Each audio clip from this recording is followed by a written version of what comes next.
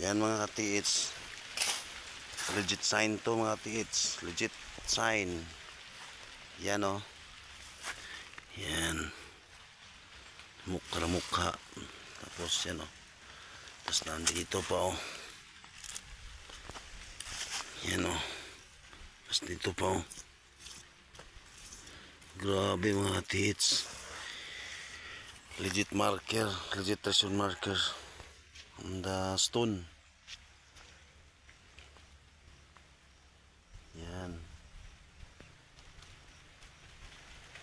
Grabe, legit talaga. Ayos.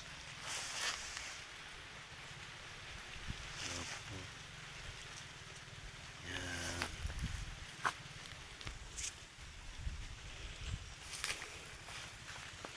Tapos yung bato isa doon malaki yan oh. Ano yan, parang naka-south yan eh. Naka-south yan. Kasi yung north dito. Yung north may mga bato din. Kasi yan nga bato na yan, may malaking hole yan, tatlo oh. Yan oh.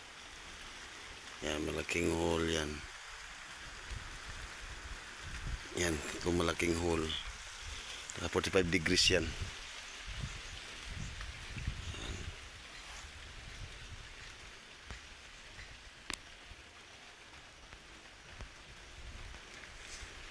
Puntahan natin yung 45 degrees.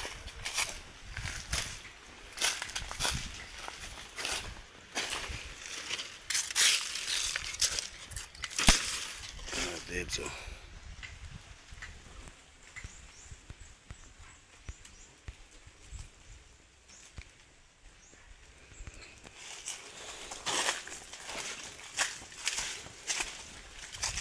Yan. Kita nyo mga may mga bato pa doon. So magpaalam tayo sa may-ari kung papayagan ba tayo papasok doon sa, kasi may bakod na oh, binakura na. So yung may-ari to sa tiits din sa kabila, hindi ko alam kung tiits ba, pero pag-aalam natin kasi i-remap natin yan na butas na yan, malaking butas oh. Yan mga tiits, kasi nakita ko to, very legit sign yan. Yung tindahan na puntahan ko may sign din dun. Oh, yun talaga puntahan ko kasi para makikita ko yun. Ayos mga tiits. Sa 135 degrees doon may ano doon, may butas doon nila. Yan oh. Ganda.